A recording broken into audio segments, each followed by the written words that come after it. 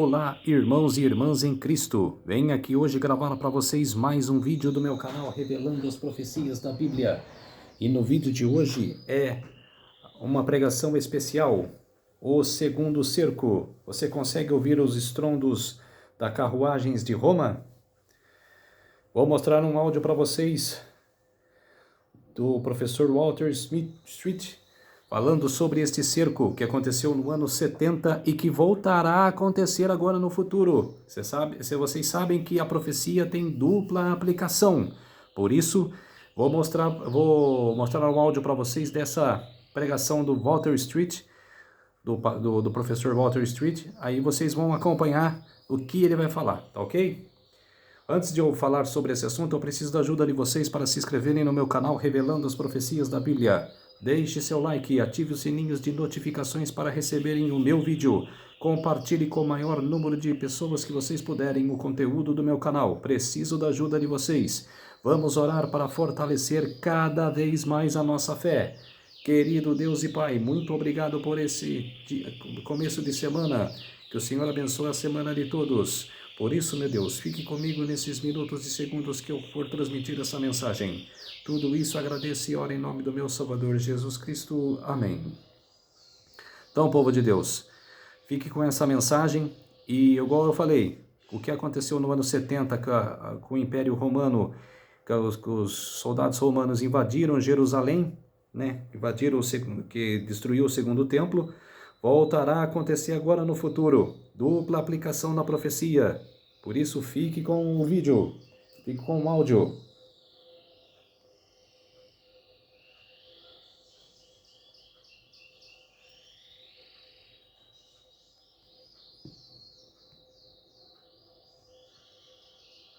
Bem-vindos a mais um E aí, professor? Olá, Walter. Que silêncio mortal, Walter. Silêncio mortal. Posso saber por quê? Olá, Martin. Como vai? Por um segundo você me deixou preocupado. Você achou que eu tinha perdido minha voz? Não, é que eu não sabia o que você diria. Bem, eu tenho coisas muito interessantes a dizer hoje. O assunto é muito importante. É verdade. Eu acho bom contextualizar para que não reste nenhuma dúvida. Sabe, as pessoas não entendem o quanto esses caras nos dão trabalho. Sim, porque tudo acontece no último segundo. E aí, lá vamos nós, correndo para juntar tudo e fazer um programa sobre o assunto mais recente. É bem trabalhoso. Sim, é verdade. Bem, você quer comentar o cenário aí no fundo ou quer orar já? Bom, antes, deixe-me falar um pouco sobre o cenário aí atrás. É um assunto muito sério. Como você já deve ter percebido, nós intitulamos o programa de hoje de O Segundo Cerco. E isso é, claro, uma referência ao cerco de Jerusalém. Aquele cerco ocorreu em torno da cidade. Mas, antitipicamente, dentro da cidade, deveriam estar aqueles que guardam os mandamentos de Deus e a fé de Jesus. Correto? Então, é sobre este conflito que vamos falar. É muito interessante. Mas antes de chegarmos lá, primeiro temos uma história para contar e aí sim vamos orar. Sim, por favor. Na verdade, é apenas um comentário. Sim. Conte-nos sobre o que estamos mostrando aí na tela. Bom, como as pessoas podem ver, este é o novo Papa, o Leão XIV. E nós estávamos preparando este programa quando esse vídeo apareceu. E a gente pensou, nossa, isso é muito interessante. Será um vídeo muito bom de se incluir o programa. Mas eu não sei exatamente como aconteceu, mas a gente viu um outro vídeo no mesmo canal do YouTube. E naquele havia uma descrição de que o vídeo havia sido feito por inteligência artificial. Aí a gente foi assistir de novo esse vídeo. E era feito por inteligência artificial. Então é importante que as pessoas fiquem sabendo disso. É um vídeo de um discurso, né? Fale sobre isso. Bom, no vídeo, o presidente de Burkina Faso, e recentemente fizeram muitos vídeos sobre esse homem, mas no vídeo este homem aparentemente escreve uma carta ao novo Papa. E o novo Papa se dirige a ele com relação a essa questão da colonização da África. Exato. E o discurso deixou as pessoas sem palavras. Sim, elas ficaram impressionadas. O vídeo já tem mais de 1 milhão de visualizações. Isso, quase 1 milhão. E a maioria das pessoas estavam convencidas de que esse vídeo é real. Até os ateus, os muçulmanos, gente de todas as religiões dizendo que esse é um discurso incrível. É verdade? Se não fosse pelo fato do discurso ter sido gerado por inteligência artificial. Agora, se esse discurso teve influência de outras fontes, não sabemos. A questão é que ele é muito bem escrito, ele é muito bem feito. Existem algumas reviravoltas que provavelmente teríamos que analisar de um ponto de vista mais amplo, e não só do ponto de vista político, mas também do religioso, para dizermos se isso é legítimo ou não. Mas a questão não é essa. O fato é que esse vídeo foi gerado por inteligência artificial e não é baseado em fatos. Exatamente. E vale salientar que não conseguimos perceber imediatamente que isso foi inteligência artificial. Sim, tem gente que bate o olho e percebe, mas a maioria não é assim. E essa informação está tão escondida que você tem que procurar por ela. E a maioria não faz isso, apenas aceita. Portanto, isso pode servir de alerta para a nossa audiência. Pois é, eles filmaram o Papa verdadeiro falando, mas mudam o que ele está dizendo com a sua boca. E o mais importante a lembrar é que eles podem fazer isso com qualquer pessoa. Sim, e é isso que queremos que as pessoas percebam. Então, eles podem fazer isso com você e comigo. Amanhã as pessoas podem ver a minha imagem dizendo na internet, dizendo que eu estou abandonando tudo aquilo que já ensinei até hoje. Mas isso seria inteligência artificial? Está muito longe da verdade. Sendo assim, as pessoas precisam entender que não podem simplesmente aceitar tudo que é exibido hoje na internet. Vamos colocar um pouco o vídeo aí, só para as pessoas verem como é que está a coisa. E aí sim, vamos tratar do assunto de hoje. A Sua Excelência, o presidente Ibrahim Draf, presidente da Nação Soberana de Burkina Faso, filho do defensor do solo africano de seu povo. Que graça e paz sejam multiplicados a vocês através da sabedoria, da coragem e da verdade. Recebi sua carta não como um comunicado político, nem como uma exigência ecoando pelos canais diplomáticos, mas sim como um grito da alma, poderoso, baseado em princípios e doloroso. Muito bem, Martin. Agora que já mostramos às pessoas que elas têm que tomar cuidado com o que assistem, procurando certificar-se de que as fontes são legítimas e que as informações estão corretas, vamos começar o assunto de hoje, intitulado O Segundo Cerco. E para isso, precisamos de oração. Oremos. Pai nosso que estás no céu, somos muito gratos por este programa, especialmente por podermos fazê-lo num momento como esse. Pedimos uma bênção especial, ilumina as nossas mentes e esteja conosco com o Espírito Santo e abençoe a todos que estão assistindo em nome de Jesus. Amém. Amém?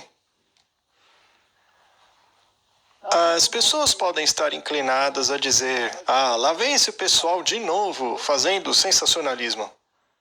Mas pode ser que sim, Martin, nós não sabemos. Nós não somos profetas. A gente não consegue prever o futuro. Podemos simplesmente fazer o melhor que pudermos com as informações à nossa disposição. Nós podemos olhar para a profecia e tentar achar algumas correlações. E se a correlação com a profecia e o que está acontecendo hoje se encaixar bastante, então eu acho válido soarmos o alarme. Eu também acho. Há uma diferença entre fazer sensacionalismo e soar um alarme. Eu acho que existe uma pequena diferença, porque no primeiro caso a intenção é ruim, mas soar um alarme é prudência. Exato. E se este alarme acorda as pessoas, ainda melhor. Então, vamos falar sobre este segundo cerco antitipicamente contra aqueles que guardam os mandamentos de Deus e a fé de Jesus, porque é isso que diz o livro do Apocalipse. A Bíblia diz que o diabo ficou irado contra eles e foi fazer guerra. Bom, vamos direto ao assunto, não é, Martin? Houve 2 cercos antes da destruição de Jerusalém, no ano 70 depois de Cristo. Segundo as fontes históricas, sejam elas quais forem, descobriremos que a história confirma que foi exatamente isso que aconteceu. Se formos aos tempos do Antigo Testamento, quando Nabucodonosor destruiu o templo pela primeira vez, houve também uma primeira incursão, onde ele tirou os cativos, a família do rei, o que incluía Daniel e os seus amigos, que foram levados cativos, e aí houve um cerco que acabou destruindo totalmente a cidade de Jerusalém. Agora vamos avançar no tempo, vamos para a destruição do segundo templo. Jesus disse que o templo seria destruído e que não restaria pedra sobre pedra. Ele alertou os seus discípulos que, quando vissem a abominação da desolação, mencionada pelo profeta Daniel, e a gente já fez um programa sobre isso, Acho que foi muito bom, foi providencial. A gente nunca planeja. Não planejamos essas coisas, mas a gente ora sim, pedindo orientação. Mas eu acredito que o Espírito Santo impressiona as pessoas a respeito do que deveríamos estar falando. Muito bem, houve 2 cercos. Vamos dar uma olhada nos 2 cercos.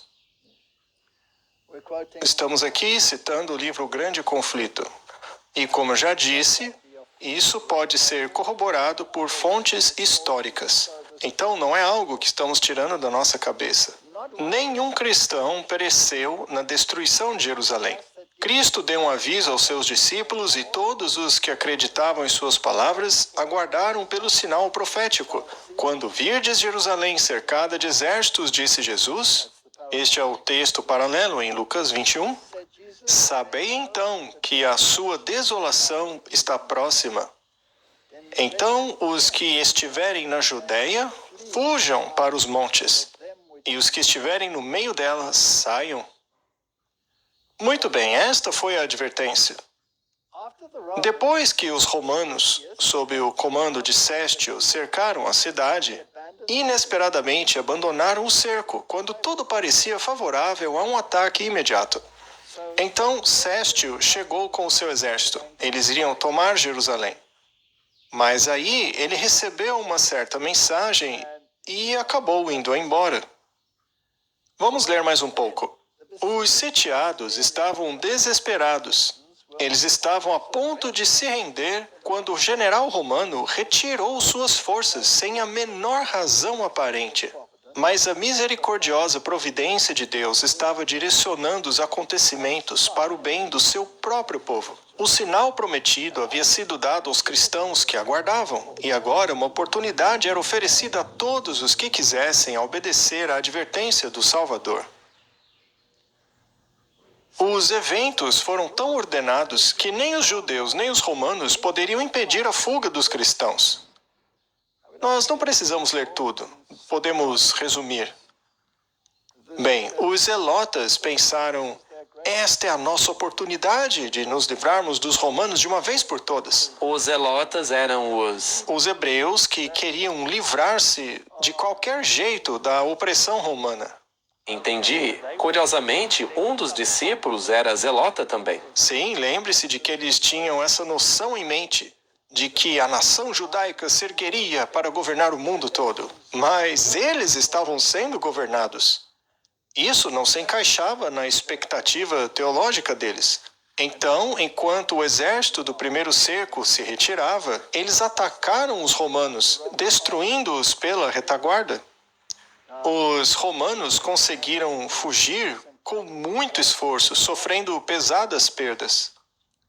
Você pode imaginar a raiva que eles ficaram? Acho que Roma não gostou disso. Não, eles ficaram completamente furiosos. Então decidiram cercar novamente a cidade para se certificar de que isso jamais aconteceria de novo. Mas entre estes dois cercos, houve um período de 3 anos e meio. E durante este período, os cristãos entenderam o que significava este primeiro cerco. E ao virem os romanos indo embora, entenderam que este era o sinal que Jesus havia dado para que fugissem de Jerusalém. Já os judeus estavam tão ocupados lutando com os romanos que nem se deram conta da saída dos cristãos. Sim, porque os judeus estavam indo com tudo para cima dos romanos. Exatamente. E assim os judeus se esqueceram dos cristãos e todos estes escaparam. Muito bem. Então, o cerco foi retomado 3 anos e meio depois, sob o comando do general Tito.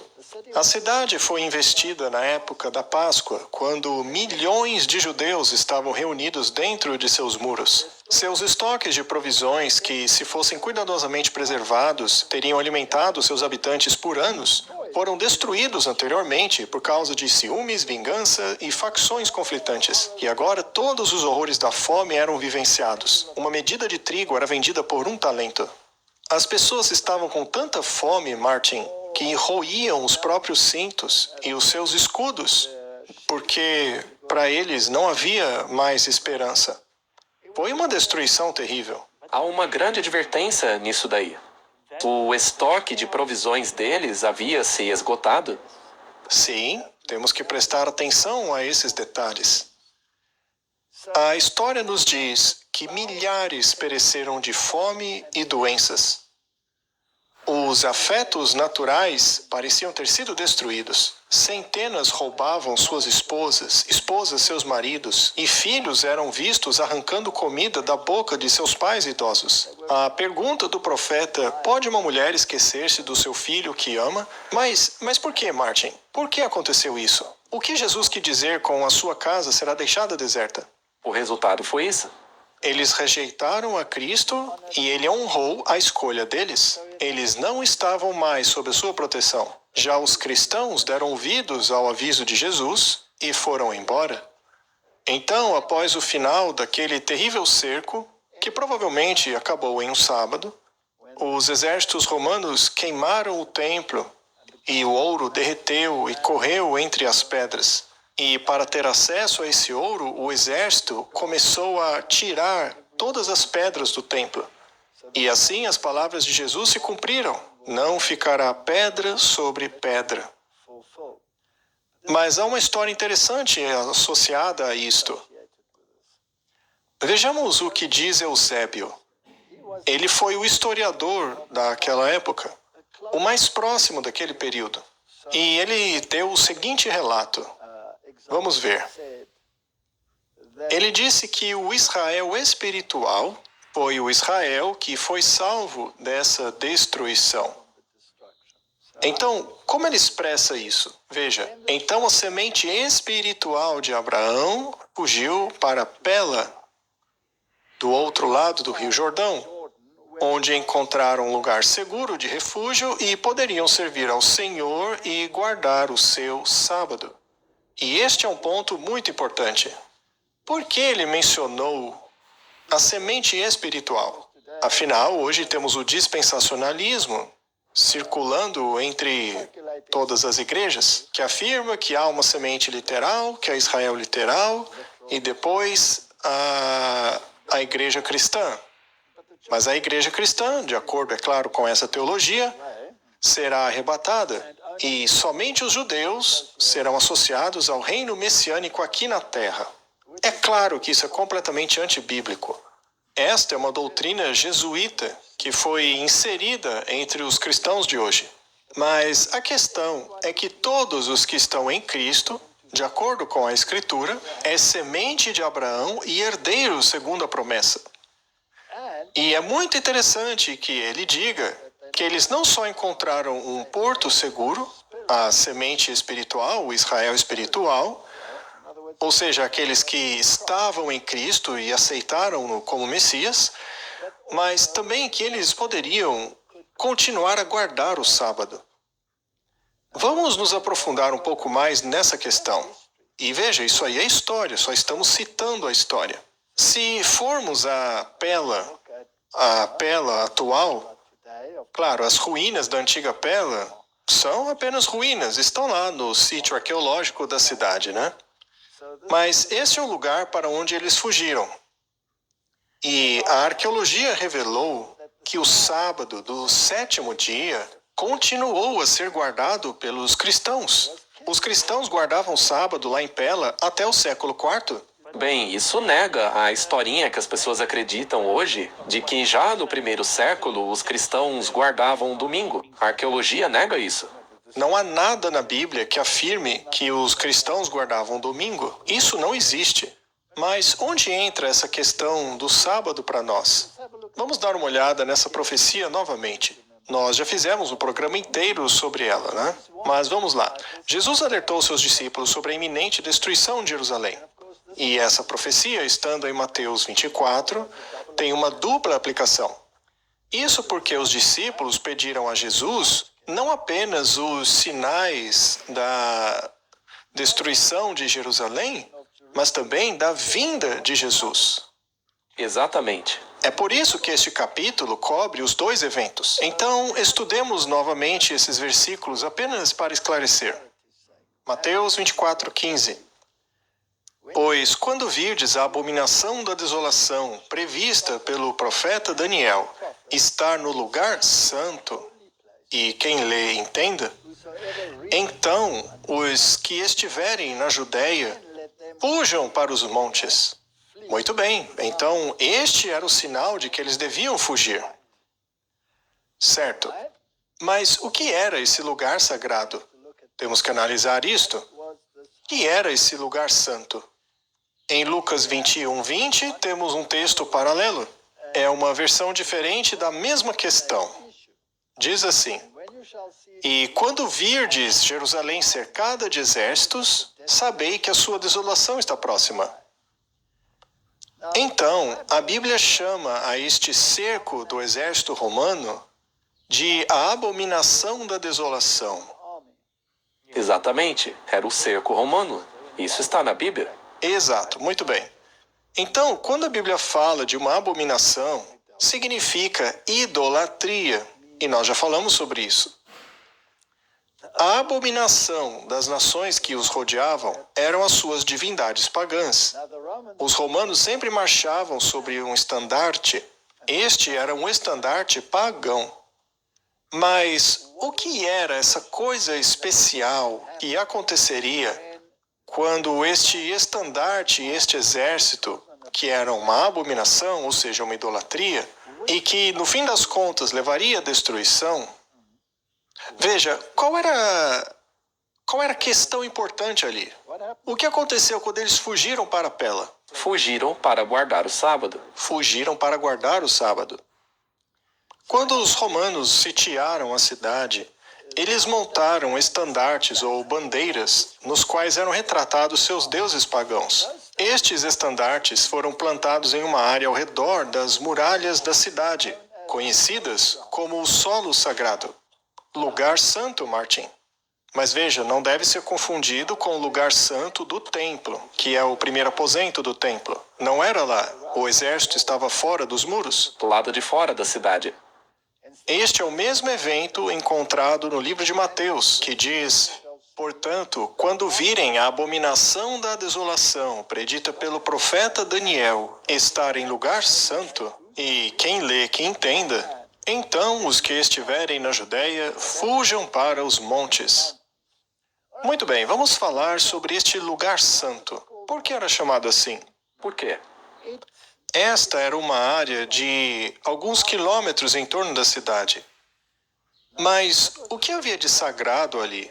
Bom, temos que voltar à Bíblia para o tempo de Neemias. Ao lermos o livro de Neemias, vemos que uma das últimas reformas introduzidas foi a reforma do sábado.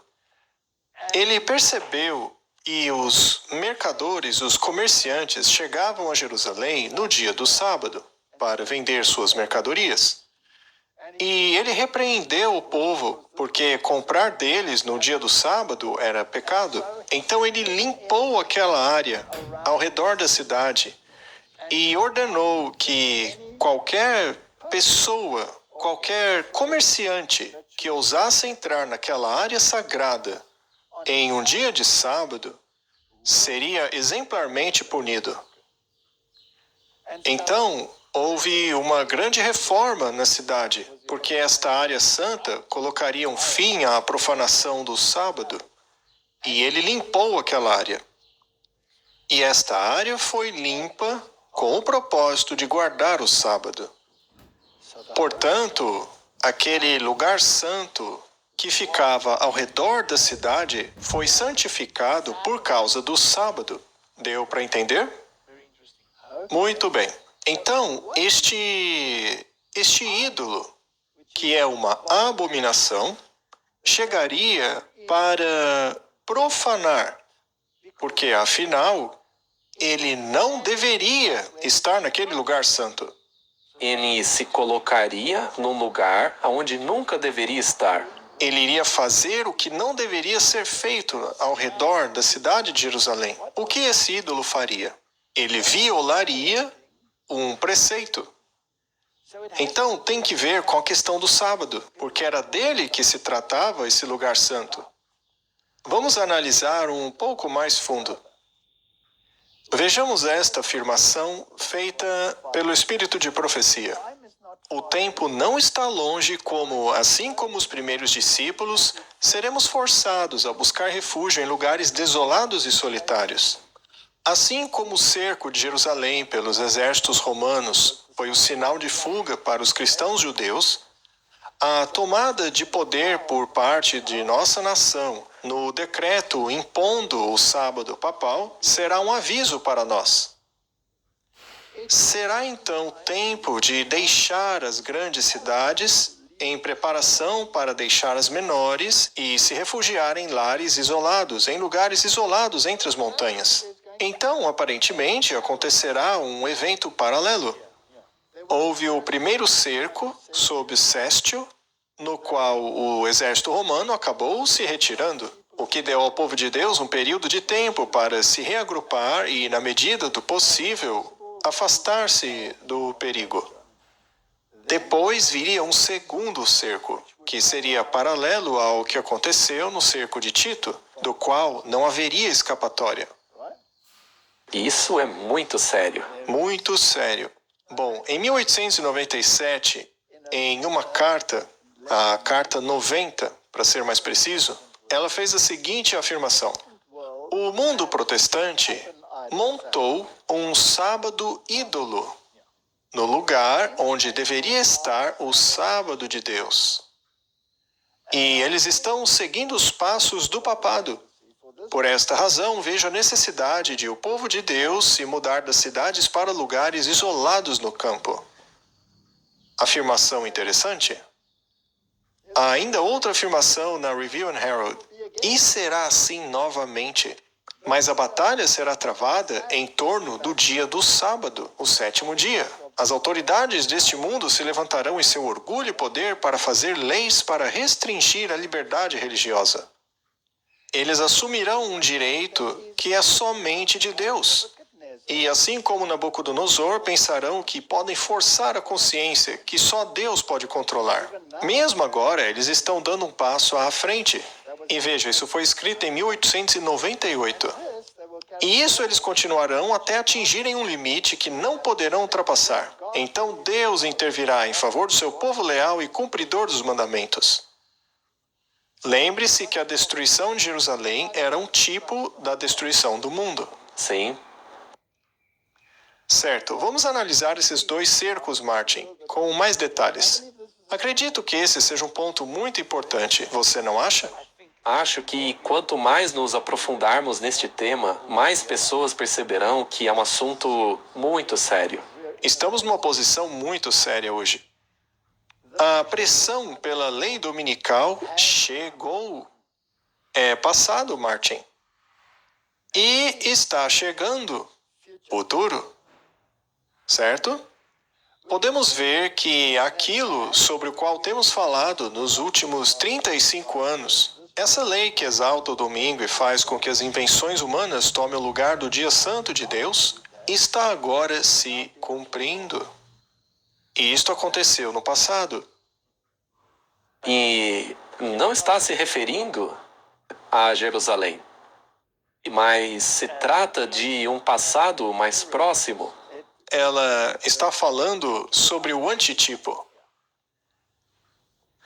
Então, em 1897, lemos esta afirmação: o decreto que impõe a adoração deste dia deve ser divulgado a todo mundo. E em um grau limitado, ele já foi divulgado.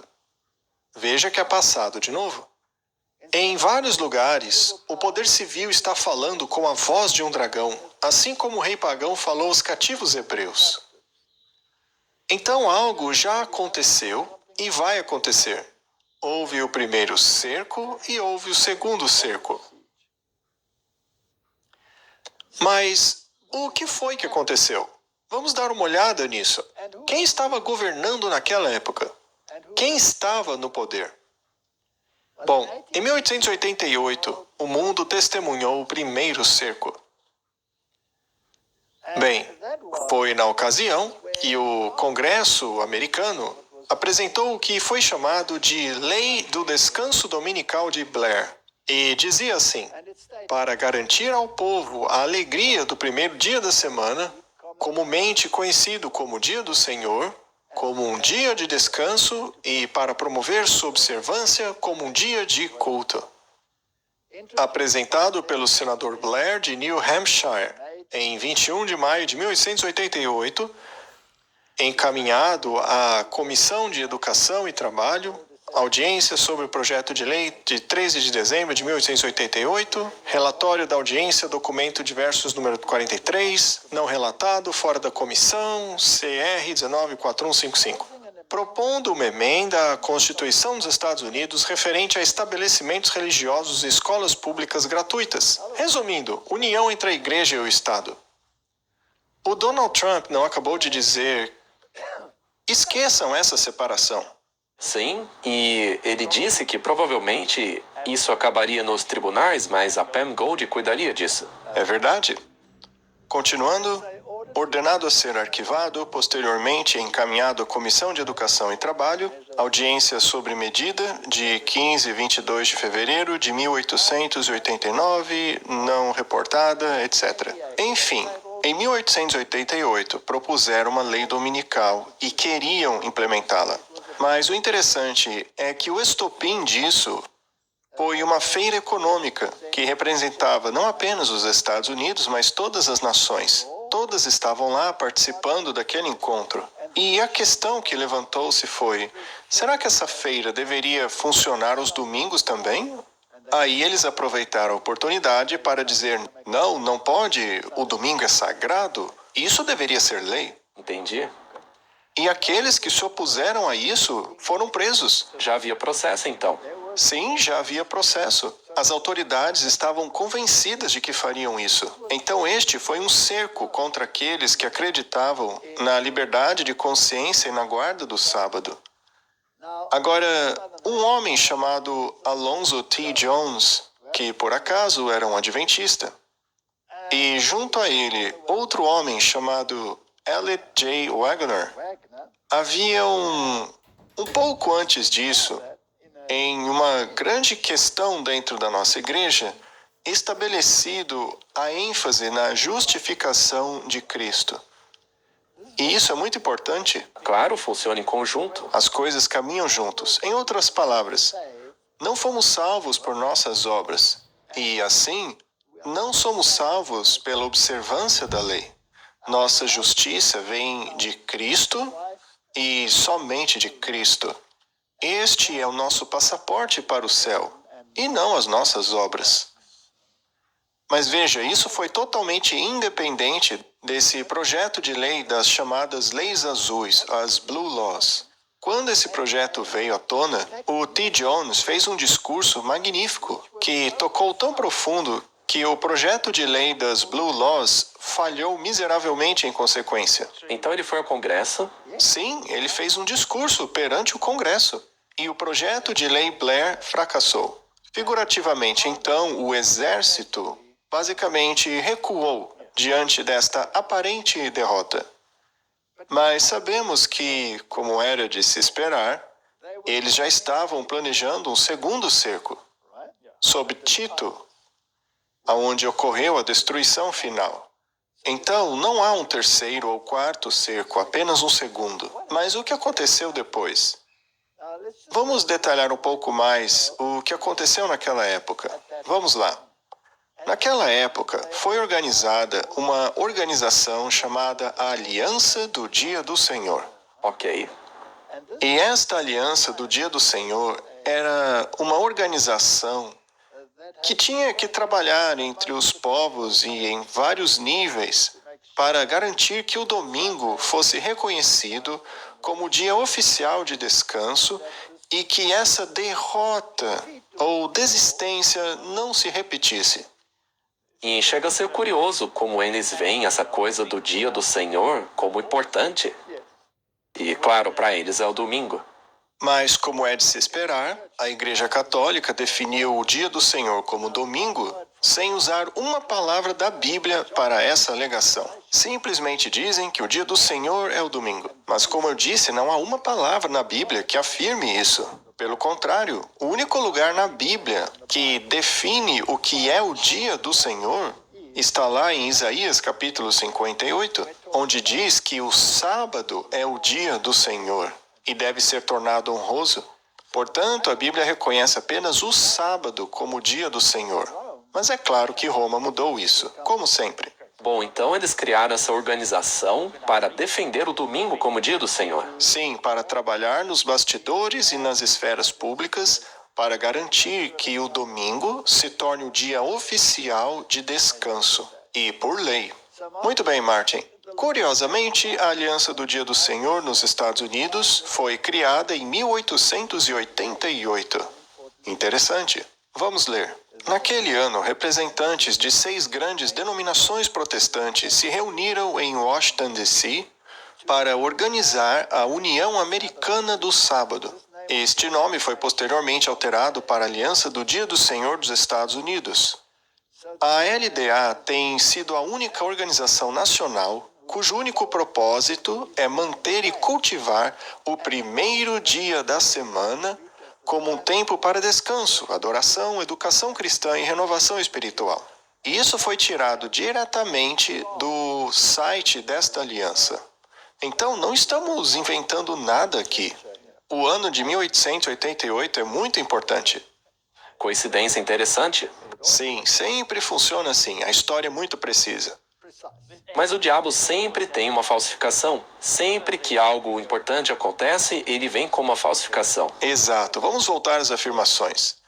Em 1903, lemos no Espírito de Profecia. Chegou o momento em que, conforme Deus abra o caminho, as famílias devem sair das cidades, as crianças devem ser acolhidas no interior, os pais devem obter um lugar tão adequado quanto seus recursos permitam. Bem, isso foi escrito depois do primeiro cerco, que foi em 1888. E visto que foi escrito em 1903, este é o período intermediário no qual você vê isto acontecendo, onde eles querem estabelecer o sábado idolátrico. E como reação a isso, deveríamos tentar nos distanciar das cidades. A Review and Herald de 1906 traz esta declaração. Devemos mostrar ao mundo que reconhecemos nos eventos que estão ocorrendo agora em conexão com o movimento da Reforma Nacional o cumprimento da profecia. Aquilo que nos últimos 30 ou 40 anos proclamamos que viria, agora está aqui. Como vimos, o mundo estava levantando essa questão. Sim, estava fincando sua bandeira. Curiosamente, não foi só nos Estados Unidos que isso estava acontecendo. Nos Estados Unidos foi mais difícil, porque lá tem uma separação legal entre a igreja e o Estado. Então, teve que ser mais debaixo dos panos. Mas na Europa não foi debaixo dos panos, foi à vista de todos. Então, temos uma aliança do dia do Senhor em muitas, mas muitas frentes. E esta aliança faz uso específico do poder dos sindicatos para alcançar seu objetivo. O capital e o trabalho devem ser a força motriz. E temos que nos perguntar: quem introduziu os sindicatos para impulsionar esta agenda, não é? Sempre olhe para o que está impulsionando tudo. Certo, mas como fazer isso? Veja, nós não temos todas as respostas. Não podemos dizer às pessoas como exatamente elas devem deixar as cidades, a fim de se distanciarem da destruição. Então, como lidar com isso? Bem, veja o que ela diz aqui. Por anos, fomos instruídos a que nossos irmãos e irmãs, e especialmente as famílias com crianças, planejassem deixar as cidades a fim que o caminho se abrisse diante deles.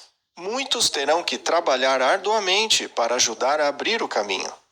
Isso é importante, porque a gente já sabe, como sempre acontece, que muitas pessoas vão fazer perguntas para a gente sobre isso. Quando eu devo sair? Como vou sair? Já devíamos estar saindo. Isso é algo evidente. Se você não consegue fazer isso sozinho, então peça ajuda a outra pessoa. Agora, se for impossível sair, então comece a orar por isso. E deixe que Deus cuide da questão. Algumas pessoas não conseguirão sair das cidades, mas neste caso, Deus cuidará da questão. Mas de nossa parte, temos que fazer tudo o que pudermos. Muito bem. Isso se torna muito importante à medida que avançamos. Mas também somos advertidos que tudo deve ser feito de forma decente e ordenada. Isso não pode ser feito com pressa ou pânico. Ela continua dizendo, mas as cidades não serão alertadas? Claro que serão, mas não pelo povo de Deus vivendo nelas, mas por este visitando-as. Portanto, não devemos nos tornar exclusivistas, muito menos monásticos. Nós temos que lidar com estas questões, temos que falar com as pessoas, precisamos ter igrejas, fazer campanhas, mas não devemos morar nas cidades. Elas são muito violentas. As cidades hoje não são violentas? Martin, basta olhar os noticiários. Não é seguro morar em um lugar apinhado de gente, porque em qualquer momento um carro pode aparecer e te atropelar de propósito. Quantas vezes a gente já não viu isso na televisão, não é? Quantos tiroteios em massa já testemunhamos? De que mais precisamos para nos convencer de que as cidades não são seguras para se viver? Eu acho que isso já está na cara há muito tempo. Veja, este aviso aí foi dado em 1889. E não quer dizer que você tem que morar longe da cidade. Você pode simplesmente viver fora delas, mas procure não se envolver no que acontece lá dentro. Veja, existem alguns lugares onde é difícil ou perigoso viver em fazendas, como a África do Sul, por exemplo. Mas é tão perigoso como na cidade. Então, não existe lugar seguro. Não existe lugar seguro. À medida que Deus abre o caminho, então devemos nos reunir, trabalhar juntos, fazer planos. E não procurem a nossa orientação, mas a orientação de Deus. Muito bem. Em breve haverá tanta luta e confusão nas cidades que aqueles que desejam abandoná-las não poderão. Devemos estar preparados para estas questões. Esta é a luz que me foi dada. E ainda mais importante, não nos esqueçamos desta preciosa promessa da pena da inspiração. Deus ajudará seu povo a encontrar tais lares fora das cidades. Esta é a questão. Agora, muitos vão dizer, mas isso já faz tanto tempo. Ora, Jesus disse que Jerusalém seria destruída lá por volta do ano 30, mas a destruição só ocorreu no ano 70. Noé disse que o mundo seria destruído e começou a construir uma arca. Ele a construiu por 120 anos, enquanto todos diziam que ele era louco. Doidinho. Todo mundo olhava para ele e dizia, olha que idiota. Já se passaram 100 anos e ele continua insistindo nisso. E depois de 120 anos, os animais começaram a entrar na arca. E os cientistas da época disseram, isso é provavelmente um pulso eletromagnético. Ou o sol. Sim, uma tempestade solar influenciou os animais. Não vai dar em nada. Então a arca ficou fechada por 7 dias e, finalmente, era tarde demais. A porta havia se fechado. E também é interessante, Martin, que os eventos envolvendo as irmãs Fox, que foram as primeiras manifestações do espiritismo moderno, ocorreram em 1844. Mas as organizações que promoviam os objetivos do ocultismo foram fundadas em 1888. Em 1888, as sociedades ocultas passam a ensinar que a nova dispensação começou. Aqui nós temos um artigo chamado A Grande Obra, Os Mestres Vindouros, e diz assim: aceitamos o fato que, após o drama nos céus, a nova dispensação, que teve seu início real em 1888, terá atingido seu ápice, assim como a antiga, e que um Salvador, um grande líder, um maior do que qualquer outro antes, nascerá, e possivelmente já nasceu. Já tivemos muitos desses caras aí. Hoje mesmo existe um no Oriente Médio que afirma ser o Messias dos muçulmanos, dos judeus e dos cristãos. E há muitas pessoas se aglomerando em volta dele. Isso para mim é incompreensível. Porque Jesus foi muito claro ao dizer: quando ouvirem dizendo aqui e por ali que o Messias chegou, não deem ouvidos, porque a sua volta será como relâmpago, visível do Oriente até o Ocidente. Mas a data é interessante. Então, em 1888, tivemos o primeiro cerco. Agora, o que aconteceu também em 1888? Houve um reavivamento mundial. O cristianismo estava sendo impulsionado por este movimento. Dwight Moody e A.D. Pearson estavam liderando grandes avivamentos. O movimento de voluntariado estudantil das missões estrangeiras foi organizado e houve uma explosão de ocultismo ao mesmo tempo. Ora, a Bíblia não diz que a religião do dragão também seria preeminente nos últimos dias? Sim. Ela irá atrás do povo remanescente. Ele quer destruí-lo não apenas fisicamente, mas espiritualmente. E o debate do domingo estava em pleno vapor, não só nas igrejas, não só na aliança do Dia do Senhor, mas na esfera política. Os adventistas estavam sendo perseguidos por violação dominical. Alguns já haviam sido presos e milagres e curas estavam acontecendo entre os fiéis por todo lugar. Foi um período interessante na história. Agora, outra coisa interessante, Martin, é qual papa governou nesta época? E de que influência ele se valeu para promover os eventos? Porque houve uma série de coisas importantes. O capital e o trabalho tiveram que ser envolvidos na questão, porque seria por meio do poder destas coisas que seria possível impor as teologias que vinham lá de Roma. Exato. E bem no meio destas coisas estava a questão do sábado. Bom, o Papa que governava naquela época era o Papa Leão XIII. Ah, mas isso é coincidência. Tenho certeza de que é, Martin. Bom, esse foi o Papa que reinou durante a Revolução Industrial. Ele foi o Papa que escreveu a encíclica Rerum Novarum. Bem, se as pessoas assistirem de novo a nossa série Ataque Total, que fizemos há muitos anos, se lembrarão de que a Rerum Novarum foi citada muitas vezes em nossas palestras. Isso porque a Rerum Novarum é a base do ensinamento da Igreja sobre a sociedade, justiça, direitos e deveres do capital e do trabalho. Esta é a principal encíclica que definiu as coisas. E foi o Papa Leão que a escreveu. E foi por causa dele que surgiram os sindicatos. É claro que os jesuítas se infiltraram, os cavaleiros de Malta e todos os seus outros cavaleiros, os de Colombo, todos os seus asseclas.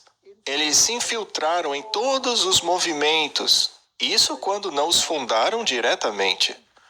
Mas toda essa força foi utilizada para alavancar, para forçar o governo a consolidar a sua doutrina que não é bíblica. Também é interessante que o Papa Leão XIII, na Rerum Novarum, se manifestou fortemente contra o comunismo e o socialismo. É verdade? Mas, ao mesmo tempo, os jesuítas disseram abertamente que sua forma preferida de governo era o fascismo. O fascismo é o governo e a indústria unidos em parceria pela comunidade. Essa é a definição. Isso sem considerar, é claro, os gritos, as manifestações, todas as doideiras que vêm junto a isso. Mas a questão é que o fascismo também é uma forma de socialismo. Ele até permite a propriedade privada, mas sob certas condições. E aí que está o detalhe. Roma sempre funciona assim. É como o conceito de liberdade de expressão e de religião deles. Você é livre, mas em certas condições. Sim, Martin. Temos que ler as entrelinhas para descobrir o que está acontecendo. E, para isso, temos que estudar também o conflito lá no céu. Mas vamos fazer isso em um segundo. Vamos voltar para a Rerum Novarum. Esta é a encíclica sobre o capital e trabalho. Sua introdução diz: aos nossos veneráveis irmãos, os patriarcas, primazes, arcebispos, bispos e outros ordinários dos lugares que têm paz e comunhão com a Sé Apostólica. Direitos e deveres do capital e do trabalho. O sexto ponto deles é: todo homem tem por natureza, e lembre-se que eles baseiam a moralidade deles na lei natural e não na Bíblia. O que é muito perigoso. Todo homem tem por natureza o direito de possuir propriedade como sua. Olha que maravilha, Martin. Que alívio. Então tudo bem, porque no comunismo não existe esse direito. O comunismo é o extremo. Que na verdade foi criado pelos jesuítas também, certo? Tudo aconteceu por volta de 1844. Eles se valeram da estratégia da dialética hegeliana para empurrar as coisas em uma outra direção. Mas então esse Papa se distanciou do comunismo, até mesmo do socialismo radical. Muito bem, vamos nos aprofundar mais nessa encíclica e ver o que ela diz. Então, esse Papa reinou de 1879 a 1903. 1888 foi um balde de água fria no papado. Bom, vamos ler aqui. Em relação à Igreja, sua cooperação nunca será considerada insuficiente, seja qual for o tempo ou ocasião. E ela intervirá com um tanto maior efeito quanto mais irrestrita for sua liberdade de ação. Que isso seja cuidadosamente levado a sério por aqueles cuja função é salvaguardar o bem público. A Igreja estava restringida, o que significa que ela não podia se mover como gostaria. Isso por causa da separação entre Igreja e Estado. Então ela tinha que se adaptar. E ela foi para uma outra direção aqui. Ela criou alavancas para ter um pouco mais de espaço de ação. Correto? E esta encíclica foi escrita em 1891, no 14º ano do nosso pontificado, e nosso com N maiúsculo. Lembre-se de que o papado afirma ser uma divindade. Ele assume na terra o lugar de Deus. Portanto, todas as prerrogativas de Deus, segundo os próprios escritos da Igreja, são prerrogativas dela. Todos os títulos atribuídos a Deus e a Jesus, ela atribui a si mesma. Vamos analisar isso um pouco melhor. Quando Deus criou a humanidade, Ele disse: eu vou dar a vocês a vida eterna, contanto que obedeçam os meus mandamentos. Sim. Esta foi a condição. Se você quebrar esta condição, se não quiser fazer parte dela, então vou pegar de volta aquilo que te dei, e vocês deixarão de existir. No dia em que você comer do fruto, certamente morrerá. Deus, ao criar o homem, o colocou em um jardim. Deus plantou esse jardim para quem? Para o homem. Para o homem, o lugar mais lindo que se pode imaginar. Eu vou te dar isso, disse ele. Este será o seu lar. Você será feliz aqui, sob uma condição: que obedeça os meus mandamentos e a minha palavra. Se não quiser, eu pego tudo de volta. Ou seja, você deixa de existir. Alguns acham que nisso Deus estaria matando a pessoa.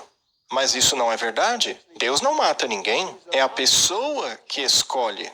A única coisa que Deus faz é dizer: ok, eu estou entendendo que você não quer a vida, então vou pegá-la de volta.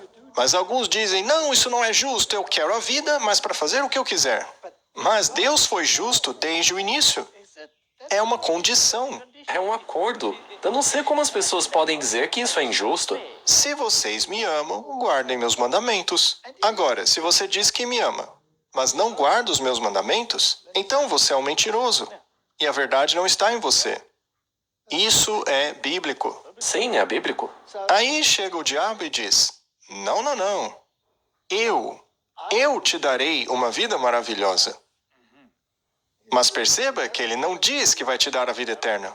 É verdade, ele te promete coisas aqui. Então a definição dele de ser salvo, que é a mesma definição dos jesuítas, é viver uma vida muito boa aqui nesta terra. Isso é ridículo, porque é muito curta essa vida. Por outro lado, Deus é eterno. Mas o ser humano tende a não ver isso. E é aí que entra o problema. Isso. Para as pessoas, tudo o que importa é o agora. E é por isso que precisamos de colheita espiritual. Muito bem. Então o diabo diz: eu vou te dar uma vida muito boa nesta terra, mas sob a minha condição. E a questão vai ainda mais longe. Deus diz que tudo é dele. E ele dará a quem ele quiser. Todo o gado, toda a terra, tudo é meu. Mas aí Roma diz: não, é meu. Segundo a Bíblia, o dragão deu ao papado seu trono, poder e autoridade. Sabemos que o dragão é o diabo. Quando ele tentou Jesus, ele não o levou ao pináculo e disse: tudo isso te darei? Sim, Com isso, ele não está alegando ser o dono de tudo. sim. Ele acha que é o dono. Se ele não acreditasse ser o dono de tudo, não teria oferecido a Cristo. Mas tem uma condição: temos que adorá-lo. E essa mesma condição se aplica hoje. Você terá a verdadeira vida humana e poderá ter tudo o que precisa para ser feliz. Apesar de não ser o dono de nada, Isso, sob a condição de que você me adore e me obedeça. Então, tanto Deus como o diabo estão reivindicando a mesma coisa. De um lado, Deus diz: eu sou o Criador. Eu te dou a vida sob a minha condição. E assim você será dono de suas coisas para sempre. Por outro lado, o diabo diz: eu sou dono de tudo. Tudo pertence a mim. E caso você não me adore e obedeça, você não terá nada. O que acontecia àqueles que rejeitavam o catolicismo na Idade Média? perdiam tudo. Perdiam tudo. Se você não aceitasse a autoridade papal, você ia para a tortura para que mudasse de ideia. E se não o fizesse, era queimado na fogueira. Você era punido como um herege. Muito bem, vamos analisar isso com muito cuidado. Pode demorar um pouco, mas é muito importante estudarmos isso porque estamos caminhando para o segundo cerco. No artigo 22, ou melhor, ponto 22 da Rerum Novarum, o Papa Leão XIII cita Tomás de Aquino. Tomás de Aquino é o santo católico citado não apenas pelo Papa Leão, mas por todos os papas subsequentes e os anteriores. Diz assim: é lícito, segundo São Tomás de Aquino, ao homem possuir propriedade privada, e isso também é necessário para a continuidade da existência humana. Mas, se a pergunta for feita, como devem ser usados os bens de alguém, a Igreja responde sem hesitação nas palavras do mesmo santo doutor: o homem não deve considerar seus bens materiais como seus, mas como comuns a todos, de modo a compartilhá-lo sem hesitação quando os outros estiverem em necessidade. Então já tem uma pequena ressalva aí, não é? Vamos ver o direito canônico para entendermos no que isso implica. De acordo com o direito canônico, o controle de todas as propriedades do Estado eclesiástico romano pertence ao Papa, seu imperador supremo. É por isso que ele conseguiu desenhar o mapa da América do Sul e dizer: tá bom, essa parte aqui da América do Sul vamos chamar de Brasil e dar aos meus fiéis administradores. Portugal, você pode cuidar, eu deixo. Vá lá, tome conta do país. Curioso que eles não eram chamados de colonizadores, não é? E a outra parte da América do Sul vamos entregar ao meu outro fiel administrador, a Espanha. Vamos chamá-la de Argentina. E assim várias porções foram dadas a Portugal, outras para a Espanha, para que controlassem. E curioso que ele não os chama de colonizadores. É verdade? Mas isso é só um detalhe. Tudo bem. Vamos ler John Robbins, do livro Megalomania Eclesiástica. Ele diz assim: a doutrina católica da propriedade privada encontra eco no regime comunista do século XXI, no slogan comunista: a cada um conforme sua capacidade, a cada um conforme sua necessidade. Então a necessidade transforma os seus bens em bens de todo mundo. Sim. Por exemplo, se eu estiver em necessidade, eu posso simplesmente ocupar uma casa sua que você não esteja morando, e você não pode me tirar de lá. Por exemplo, tente fazer isso em Londres ou em qualquer outro lugar. Se alguém invadiu sua propriedade, é muito difícil tirar a pessoa de lá por meio da lei. E Tomás de Aquino, na sua Suma Teológica, também escreveu: como os bens de alguns são devidos a outros pela lei natural, não é pecado quando o pobre se apropria dos bens do seu próximo. Isso contraria diretamente o mandamento de Deus. Isso é roubo. Nos casos de necessidade, todas as coisas são propriedade comum, de modo que não é pecado pegar aquilo que é do outro, pois a necessidade a tornou em bem comum. Se você mora na África do Sul, você sabe exatamente o que isso significa e do porquê as autoridades estão basicamente algemadas, sem poder fazer nada a respeito. Ele continua dizendo: apropriar-se daquilo que é do outro não é pecado e nem crime. Então eu posso me apropriar do que eu quiser em um supermercado e ir embora sem que ninguém possa fazer nada. Afinal, é a minha necessidade? É lícito a um homem atender sua própria necessidade por meio da propriedade do outro, tomando-a aberta ou secretamente. Eu nem preciso fingir que não estou fazendo isso. Eu só vou lá e pego o que é seu.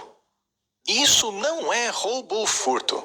Não é roubo, propriamente falando, tomar secretamente e usar a propriedade do outro em caso de extrema necessidade. Porque aquilo que ele está tomando para o sustento de sua vida torna-se sua própria propriedade por causa da necessidade. E em caso de necessidade semelhante, um homem também pode tomar secretamente a propriedade do outro para socorrer seu próximo em necessidade. Suponha que você tenha 3 televisões e eu não tenho nenhuma. Eu posso simplesmente entrar e pegar uma, porque eu preciso. E se eu tiver um amigo que também precisa de uma, vou pegar mais uma. E se eu for bonzinho, posso até deixar a última para você. Isso não é crime, não é pecado, porque afinal de contas eu preciso assistir a novela. Eu estou sendo sarcástico, mas essa é exatamente a realidade do nosso mundo.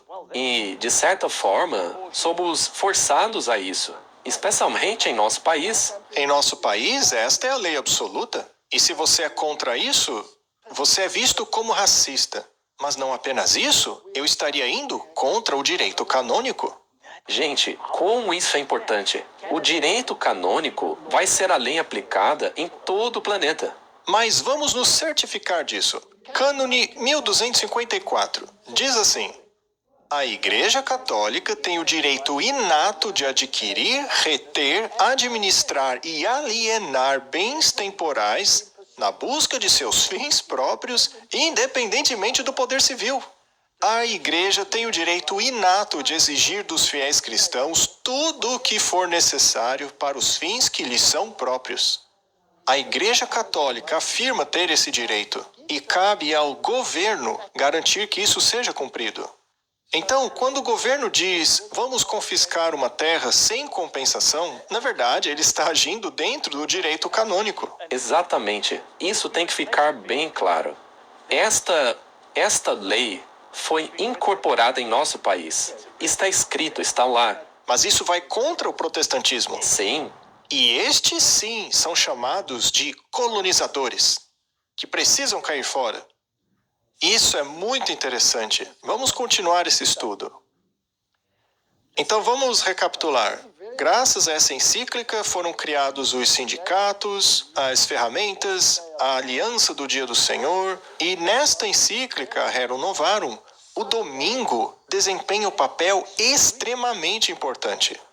Agora vamos prosseguir para ver onde isso vai acabar. João Paulo II, expressão da sua encíclica de 1987 sobre a preocupação social que amplia a Rerum Novarum.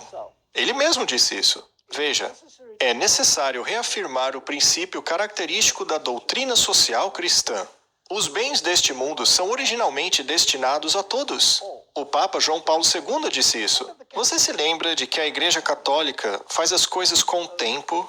Pode levar séculos, milênios. Então, cada uma dessas encíclicas é um movimento na direção de um objetivo específico. avançando devagarinho ao objetivo deles.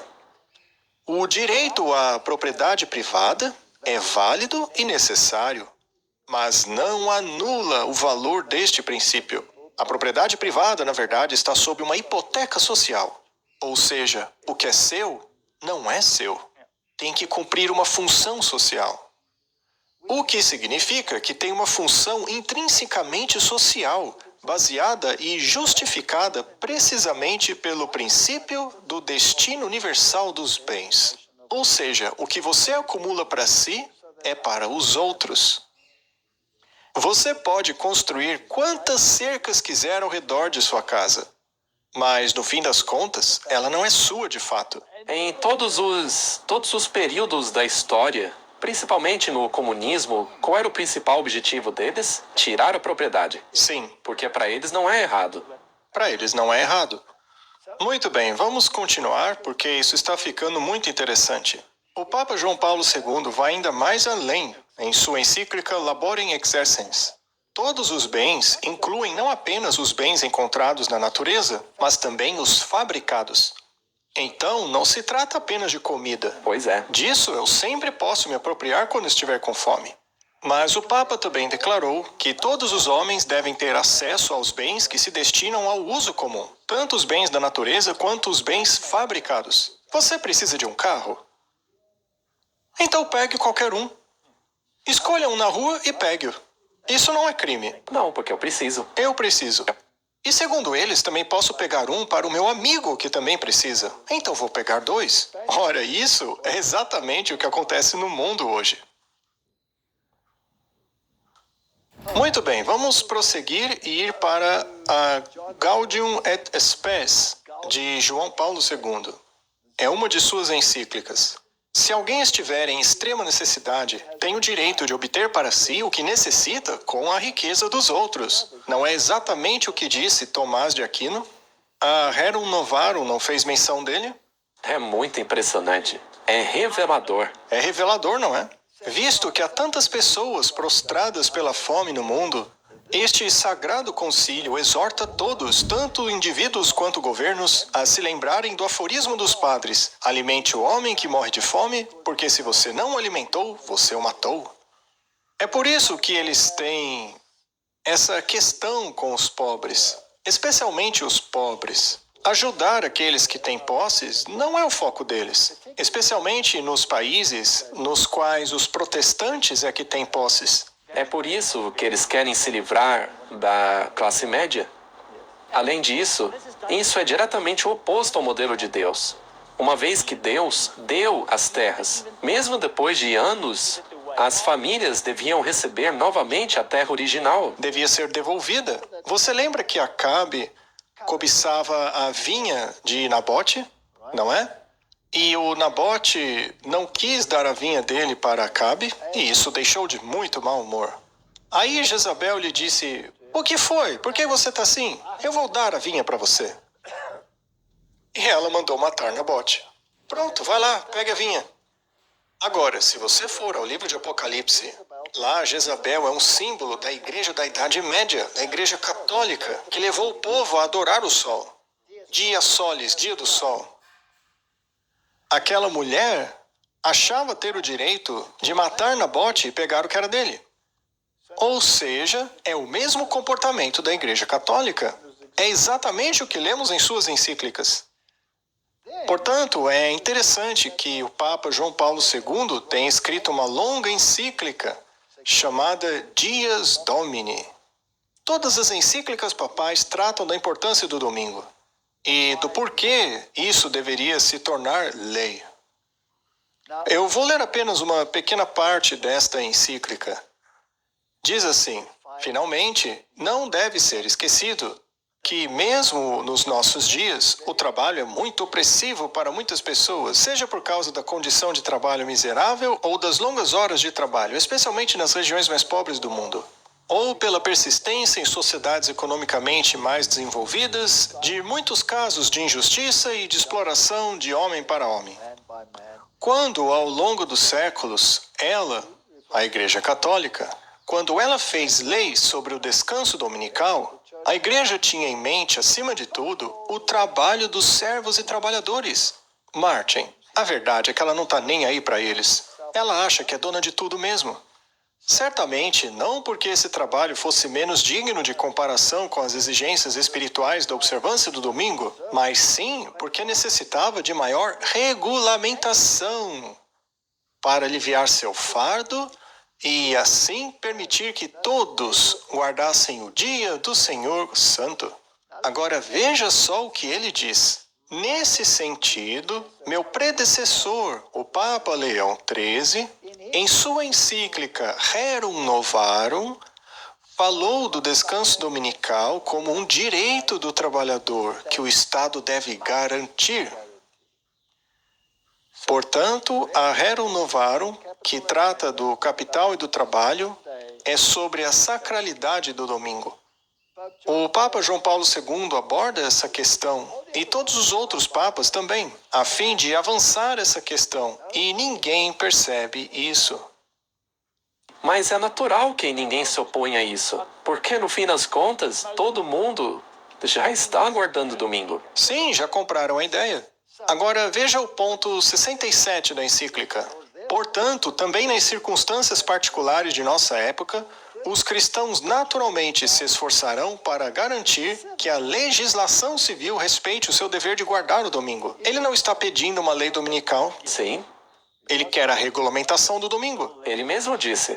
Não foi o Donald Trump que se curvou e ajoelhou diante de uma imagem do João Paulo II? Sim, dentro do santuário, aquela grande igreja que foi construída para Como um protestante pode fazer isso? Então, Martin, este é o ponto. Certo. Agora vamos nos aprofundar ainda mais. Ele então consolidou isso no Catecismo da Igreja Católica. Diz o artigo 2188, com respeito à liberdade religiosa e ao bem comum de todos, até mesmo o destino dos bens, os cristãos devem buscar o reconhecimento dos domingos e dias santos das igrejas como feriados legais. Está no catequismo. Não dá para tirar. É por isso que tem tanto feriado católico no mundo. São os dias santos. Santos. A maioria deles não tem o menor sentido. Ainda assim os chamam de sagrados. Agora, veja mais esta declaração feita por ele. Está no Detroit News, de 1998, onde o Papa João Paulo II disse: a pessoa que viola a santidade do domingo deve ser punida como herege. Como puniam os hereges na Idade Média? Com a morte? Com um decreto de morte. Então, segundo ele, essas pessoas devem morrer. Sim, os hereges eram excomungados e mortos. Não é exatamente o que a Bíblia diz que vai acontecer? Martin, de novo, não estamos inventando isso. Claro que não, a gente só está colocando à luz o que eles escondem. Exato. Veja, por exemplo, o Papa Francisco, o Papa liberal.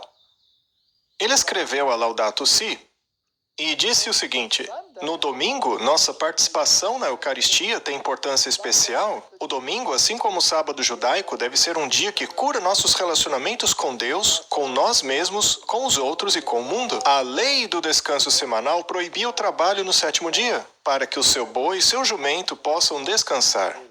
Será que estamos falando do mesmo dia aqui?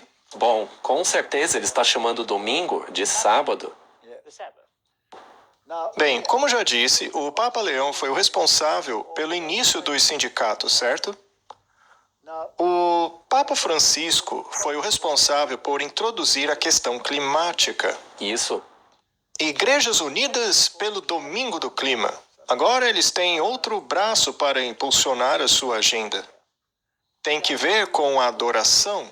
Os cultos têm que ter foco no clima. Também tem que ver com comprometimento, ações de longo prazo para reduzir a emissão de gases. Temos que falar sobre o assunto e precisamos de um domingo climático. Portanto, é dessa maneira que todas essas organizações estão trabalhando. É muito evidente. É apenas mais uma desculpa em meio a todas as outras pelas quais deveríamos estar guardando o domingo. E ter um braço secular ao invés de apenas um braço religioso. Sim, porque agora eles podem atrair mais pessoas. Aqueles que não são religiosos. Os ateus, por exemplo. É um plano muito engenhoso. Vamos resumir então, Martin. Em 1888, houve um esforço conjunto para criar uma legislação dominical. E isso aconteceu por meio de uma convenção comercial. Capital e trabalho foi o tema da encíclica escrita pelo Papa Leão XIII, chamada Rerum Novarum. Houve um primeiro cerco, uma tentativa de colocar um falso sábado no lugar santo que circunda Jerusalém espiritual. Um lugar que foi dedicado a manter o sábado de Deus sagrado. Então havia um exército naquele lugar colocando a sua bandeira pagã, uma abominação, em lugar de outra coisa real, que é o sábado, o dia de Deus. E isso é bíblico. Isso foi em 1888. E ao mesmo tempo, o espiritismo foi formalizado. E os papas subsequentes utilizaram a Rerum Novarum como base para sua doutrina, desenvolvendo-a ainda mais por meio da questão climática para salientar a importância de se guardar o domingo. Agora, no entanto, o Papa morreu. O Papa Francisco. A questão é, quem seria o próximo Papa? Que nome ele adotaria? Bom, já sabemos quem foi eleito o próximo Papa. O nome dele é Leão XIV. Ele foi escolhido em maio de 2025. Faz 2 semanas. O seu nome era Robert Prevost. Ele veio dos Estados Unidos e viveu grande parte da vida no Peru. É muito interessante que ele levará a igreja de volta às suas raízes tradicionais. Nós dissemos no programa anterior que ele provavelmente retornaria à tradição. Afinal, o papado não muda. Esta fase liberal do papado foi apenas uma dialética hegeliana para criar oposição suficiente para trazer de volta o tradicionalismo original. E também para pegar algumas pessoas ao longo desse caminho liberal, que normalmente não estariam na igreja. Muito bem. Então, nós sugerimos que seria um papa mais tradicional. E como foi que ele apareceu ali na sacada? Não foi como o Papa Francisco, apenas vestido de branco. Ele apareceu com o mesmo traje do Papa Bento XVI. E todos sabemos que o Papa Bento XVI era ultraconservador. Quando o Papa Bento XVI ainda era o cardeal Ratzinger, Ele era o chefe da Congregação da Doutrina e Fé, que é o órgão que garante que a igreja permaneça dentro do seu âmbito tradicional. E foi ele quem disse que as outras igrejas não são suas irmãs. Elas são filhas rebeldes que têm que retornar para a mãe. Muito bem, esse novo Papa, o Papa Leão XIV, apareceu ali na sacada vestindo a mesma roupa tradicional que o Ratzinger utilizou. Agora, a questão é, por que ele adotou o nome Leão? Nós não precisamos especular. Vamos perguntar a ele mesmo por que adotou o nome Leão. E depois perguntaremos ao Vaticano e aos jesuítas o que eles pensam sobre isso. Porque, lembre-se, Martin, Francisco era jesuíta. Sim. E ele nomeou a maioria dos cardeais que hoje escolheram o atual Papa. Ele foi o primeiro e provavelmente o único Papa jesuíta. E os jesuítas conhecem a agenda melhor do que ninguém. Se eles desempenham um papel liberal ou conservador, isso é apenas fachada. Eles sabem muito bem aonde querem chegar. O resto é teatro jesuíta. Vamos perguntar ao novo Papa por que ele escolheu o nome Leão.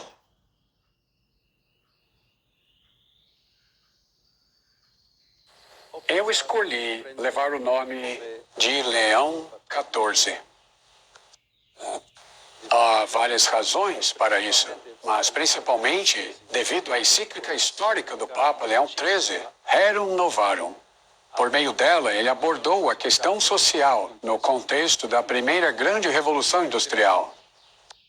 E hoje a Igreja oferece a todos o tesouro de sua doutrina social em resposta a uma outra revolução industrial e ao desenvolvimento da inteligência artificial, que coloca novos desafios para a defesa da dignidade humana, justiça e trabalho. Não é fascinante, Martin? Ele escolheu o nome Papa Leão XIV justamente por causa da agenda da encíclica Rerum Novarum. A Rerum Novarum, quando escrita pelo Leão XIII, se deu na primeira Revolução Industrial. E agora temos uma nova Revolução Industrial que ameaça a humanidade com a inteligência artificial. Lembre-se do videozinho que mostramos no início. Mas, além disso, existem todos esses robôs e coisas tomando o lugar da humanidade. Então, precisamos de um salvador. O trabalho deve ser garantido ao trabalhador e não à inteligência artificial. E muitos estão preocupados em como colocarão comida na mesa se a inteligência artificial assumir o controle. Então é necessário que os sindicatos se envolvam nessa questão. E a mentalidade que conduzirá esses sindicatos será a Rerum Novarum, que, por sua vez, pede um decreto dominical. Então, Martin, se o Papa Leão XIII foi o Papa do primeiro cerco, seria este o Papa do segundo cerco, com o mesmo nome e objetivo? Eu não vejo outra explicação. Olha, biblicamente parece correto e até óbvio. Durante a sua posse, ele conduziu a igreja de volta à liturgia mais tradicional, não foi? Os tradicionalistas ficaram todos felizes. Mesmo na primeira missa que ele conduziu. Ele não a fez metade em latim? Sim, ele conduziu metade dela em latim. Não foi inteira, mas foi um passo nesta direção. Além disso, o papado foi dedicado a Maria, logo no primeiro dia. Isso é muito significativo. Vamos dar uma olhada bem rápida na posse dele, onde, é claro, ele recebeu o Anel do Pescador, que é exclusivo do Papa. É feito especialmente para o Papa reinante. E se ele morrer, esse anel é destruído e outro será feito. Ele é o selo papal. Ele é também o anel que as pessoas beijam. Isso tem algo de espiritual? A autoridade dele é espiritual? Com certeza, é um símbolo de sua autoridade. Vamos dar uma olhada na posse dele. que aliás não foi nada tradicional, porque ele não usou a tiara papal, que é a tríplice coroa, né? Mas ele usou a pele de cordeiro como pastor e o anel do pescador. O Papa Leão XIV foi empossado com uma cerimônia em Roma no fim de semana, em que reuniu líderes globais para marcar a ocasião memorável. A nomeação do Papa Leão XIV marca um retorno às raízes da Igreja Católica. O novo Papa confirmou em reunião com o corpo diplomático do Vaticano que a família é fundada na união estável entre homem e mulher. Esta posição está muito longe da bênção do antigo Papa à comunidade LGBTQIA+, o que está preocupando muito os católicos liberais. Você viu que eles disseram que ele levará a igreja de volta à tradição. Então, estamos vendo aí uma igreja que quer ser como sempre foi, o que seria a cura total da ferida. Eu li um comentário nos contrapondo, porque dissemos que a ferida foi curada quando Mussolini devolveu os Estados Papais em 1929. Mas esse foi o início da cura, porque daí em diante eles recuperaram seu poder político. No entanto, os outros aspectos do seu poder ainda não foram estabelecidos. A cura dessa ferida é contínua até estar completa. Sim, a cicatrização final da ferida será quando a Igreja e o Estado se unirem e começarem a legislar juntos. E é muito importante que ele tenha dado ênfase à família, porque na encíclica do Papa Francisco, a família é associada ao descanso dominical. O que eles querem é um descanso dominical sincronizado, a fim de atender à necessidade das famílias do planeta. Vamos ler alguns artigos escritos a esse respeito, mas não temos que lê-los todos, né? A BBC fez a seguinte pergunta: quem é Robert Prevost, o novo Papa Leão?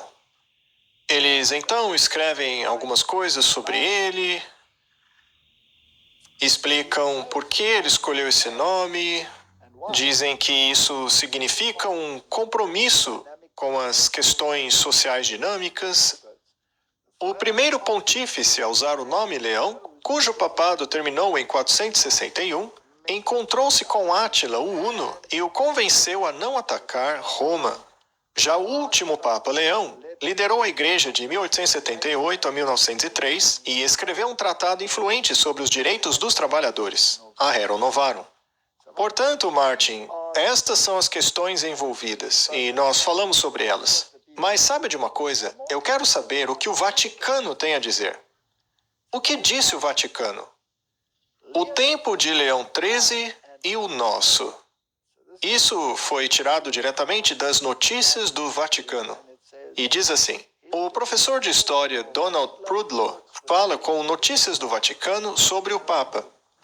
A escolha do nome Leão XIV foca nas semelhanças entre os desafios enfrentados por Leão XIII no século XXI, assim como no mundo em que nos encontramos hoje. Reunindo-se com o Colégio de Cardeais no dia seguinte à sua eleição, o Papa Leão XIV explicou parte do motivo da escolha do seu nome papal. Há diferentes razões para isso, disse ele antes de explicar que escolheu o nome Leão, principalmente porque o Papa Leão XIII, em sua histórica encíclica Rerum Novarum, abordou a questão social no contexto da primeira grande revolução industrial. Em nossos dias, continuou ele, a Igreja oferece a todos o tesouro de sua doutrina social. Eles também têm outro tesouro que tira as pessoas da prisão, não é, Martin? Ou melhor, do purgatório. Nada disso é bíblico. Ainda assim, é fascinante que o Vaticano confirma que a agenda é exatamente essa. E lembre-se, o domingo é parte dessa agenda. O Estado deve garantir isso, de acordo com o próprio João Paulo II e a encíclica Rerum Novarum.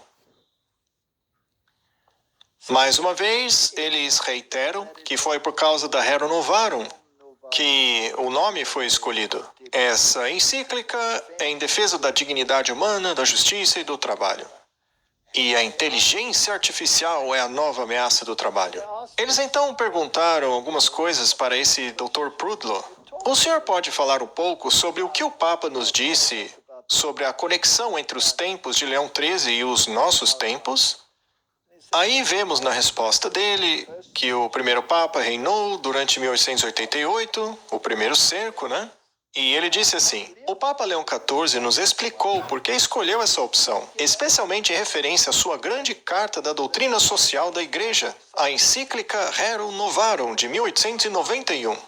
Sabe, é impressionante que tenhamos falado sobre isso na série Ataque Total. E foi uma grande parte dela. Foi um dos assuntos centrais. O que eles estão fazendo com essa encíclica Rerum Novarum, Martin? Eles a estão transformando em um frenesi. Agora, veja só, vamos continuar. O Papa Leão XIII garantiu que iria com a sabedoria da Igreja, com a sabedoria de São Tomás de Aquino, que ele tão fortemente apoiou, também por meio da prática do rosário. A gente viu também que esse Papa aí é muito forte no rosário. Exatamente. Há 10 Ave-Marias para cada Pai Nosso. Mas a Bíblia diz que não há outro nome pelo qual sejamos salvos. Não existe outro mediador. Não se pode chamar Maria de corredentora. Não se pode chamá-la de mediadora. Não podemos chamá-la de coadvogada de Deus, porque a Bíblia diz que há apenas um. E a Bíblia diz que ela nasceu debaixo da lei, ou seja, condenada pela lei. Mas eles dizem que não, ela não era. Pois é. Ela foi declarada imaculada ao nascer. Ela escapou da natureza caída de Adão. Mas isso não é bíblico. É puro paganismo. Em relação a Rerum Novarum, como você disse, ela fazia parte do contexto de uma visão abrangente da doutrina social católica. Porém, os papas seguintes a adotaram, especialmente a Rerum Novarum. E aí ele menciona o Papa Pio, depois o Papa Paulo VI, depois o João Paulo II, depois o Bento XVI, todos eles. Então, Martin, isso aí vem se acumulando, se desenvolvendo vagarosamente, como um relógio. Não importa se o Papa é liberal, conservador. É como a política. Não importa quem vença. Só estão desempenhando um papel. E então eles dizem, Martin, que agora realmente fecharam o ciclo. E esse é o Vaticano falando. Eu quero salientar o que eles disseram. Estamos fechando o ciclo. Martin, todos sabemos que quando você completa um círculo, você volta para onde começou. Aí você completa o ciclo. Por acaso o Papa Leão XIII não começou o movimento dominical? Sim. Ele não escreveu isso em sua encíclica? Claramente. Ele não formou os sindicatos e toda a sua doutrina social? E houve uma tentativa de se introduzir uma legislação dominical e organizar o capital e o trabalho de acordo com os ideais dele? Sim. Agora, fechando o círculo, chegamos no início de novo. Não estamos no segundo cerco? Não consigo ver de outra forma. Martin, você sabia que depois do segundo cerco vem a destruição do mundo? É claro. Porque uma bandeira pagã será erguida no lugar santo onde não deveria estar. É uma abominação que causará desolação. E veremos isso com o avanço do exército romano. Ouviremos o estrondo das carruagens romanas? Exatamente. Outra coisa muito importante é que, ao virem isto, os cristãos da igreja primitiva fugiram. Antes do segundo cerco. Então temos uma janela muito curta. Muito bem, Martin. Eu sempre quero saber o que dizem os jesuítas, especialmente sobre estas questões. Vamos então ao porta-voz oficial dos jesuítas nos Estados Unidos. Vamos ver o que a revista deles nos diz. A importância do nome. Por que o Papa escolheu o nome Leão XIV? Bem, Martin, ele está falando sobre o direito dos trabalhadores, do Papa Leão XIII. E um dos direitos dos trabalhadores era o domingo, que, segundo eles, o Estado deve garantir. Eles também falam sobre a encíclica Rerum Novarum. Então, veja, todos os jesuítas estão a bordo nesta mesma agenda. A agenda nunca mudou. Então, eles seguem falando da encíclica Rerum Novarum, falam também das outras encíclicas que foram feitas nos anos seguintes, a 40º ano, Mater et Magistra, Pacem in Terris, todas tratando das mesmas questões. Até a Laudato Si e a Fratelli Tutti. Que fala da importância do domingo. Não importa se é um papa liberal ou conservador. A agenda sempre continuou a mesma. Tudo serve o mesmo fim.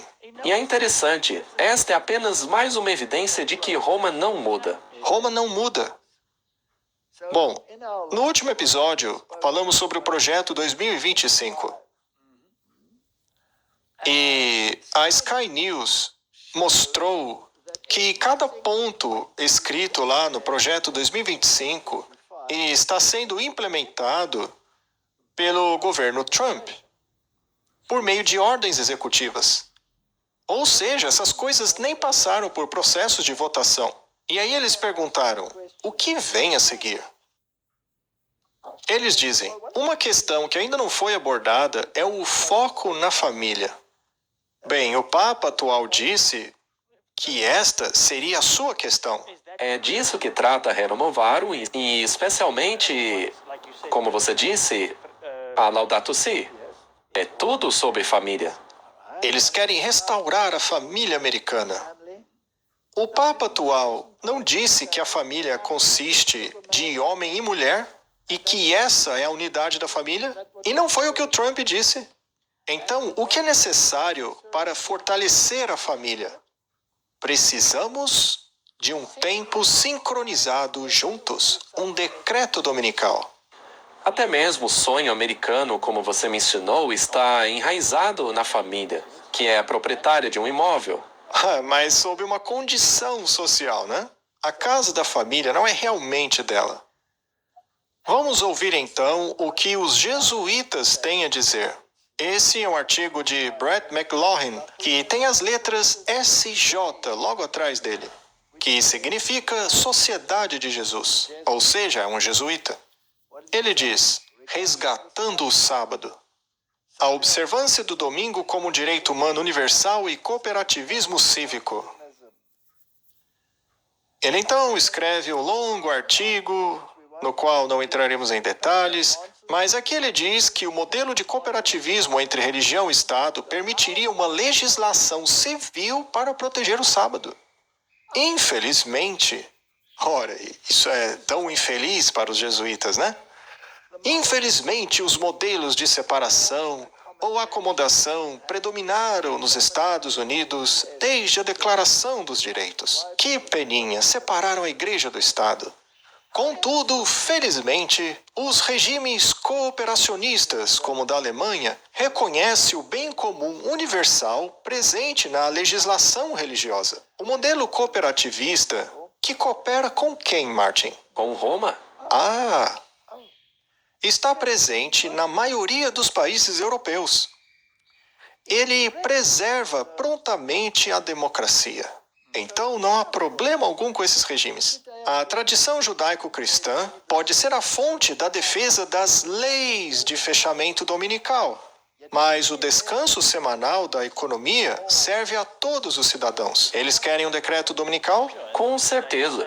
E ele também diz no artigo, obrigado aos cristãos por estarem fazendo isso por nós. Também obrigado, Donald Trump, por acabar com a separação entre a igreja e o Estado. Martin, estamos vivendo no segundo cerco. Eu acredito que sim. Eu já ouço o estrondo do exército romano. Acredito que o tempo está próximo, quando o ciclo estará fechado, quando o primeiro cerco encontrará o segundo cerco. Martin, será que em breve iremos para casa? Isso seria incrível. Para mansões preparadas pelo próprio Deus para nós. Se, é claro, guardarmos os mandamentos e tivermos a bandeira da fé em Jesus, ao invés da bandeira do paganismo. Lá eles não poderão tomar a sua propriedade. Vamos nos certificar. Sabe, porque as pessoas vão dizer, vocês estão forçando essa metáfora aí. Não, não, não. Veja, em 2003, Roma lançou um desafio, no qual afirmou o seguinte: a maioria dos cristãos presume que o domingo é o dia de culto aprovado pela Bíblia. A Igreja Católica Romana protesta isso, alegando que ela transferiu o culto cristão do sábado bíblico, que é o sétimo dia, para o domingo, e que tentar argumentar que essa mudança foi feita pela Bíblia é algo desonesto.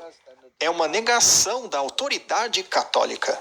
Se o protestantismo quiser basear seus ensinamentos somente na Bíblia, deve adorar no sábado. Não sou eu dizendo, são eles. E por que eles disseram isso? Porque se você não adora no sábado, mas adora no domingo, você está reconhecendo assim a autoridade deles em sua vida. Eles mesmos chamam o domingo de a sua marca de autoridade eclesiástica. Martin, o lugar santo, foi estabelecido em Jerusalém para preservar a santidade do sábado. Quando virmos o exército chegando, o exército de Roma, e ao olharmos para a política no momento atual, a Suprema Corte é tudo de Roma. São todos católicos. Os protestantes estão apenas se curvando diante do trono do César. Então o exército romano colocará a sua bandeira, seu falso sábado, sua abominação, no lugar do verdadeiro sábado de Deus, em um lugar onde não deveria estar, diz a Bíblia. Mas quando fizerem isso, Deus intervirá. Só que o povo de Deus já deve ter saído dali. Então o mundo será arrasado pelo derramamento da ira de Deus, por meio das 7 pragas. O que você acabou de mencionar não é apenas físico. Não, é espiritual. Temos que sair da Babilônia mentalmente. Temos que fugir da Babilônia mentalmente, fugir de suas práticas idólatras, para que, mesmo que alguns estejam presos na cidade, ainda estejam sob a proteção de Deus. Portanto, vamos ler o que diz o profeta Isaías. Não temas, porque não serás envergonhado nem confundido. Não serás envergonhado, porque te esquecerás da vergonha da tua juventude, e não te lembrarás mais do opróbrio da tua viuvez. Deus vai lidar com isso. E Jeremias vai direto ao ponto, no capítulo 46, versículo 27. Mas tu não temas, servo meu Jacó, nem te espantes, ó Israel. Porque eis que eu te salvarei de longe, e a tua descendência da terra do teu cativeiro. E Jacó retornará, e estará em repouso, sábado, e sossego, e não haverá quem o amedronte. Não precisamos ter medo. Não precisamos achar que Deus vai nos abandonar. Darei ordens aos meus anjos sobre ti, diz a Bíblia. Eu acredito que em breve estaremos no segundo cerco. Demos uma volta completa no círculo. E a cooperação entre o mundo protestante e o mundo católico mostrará em breve para onde estamos indo. Uma vez que esta nação, que deveria separar a igreja do Estado, promulgar uma lei dominical, todo o resto vai aceitar. O mundo já está pronto. O mundo inteiro cairá nesta armadilha. Que Deus nos dê sabedoria. Vamos orar.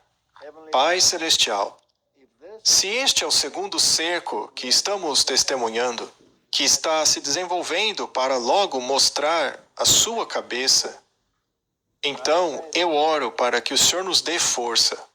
Ajuda-nos a garantir que as nossas vidas estejam em harmonia com a tua vontade, para nos apegarmos firmemente à bandeira manchada de sangue do príncipe Emanuel, na qual está escrita os mandamentos de Deus e a fé de Jesus.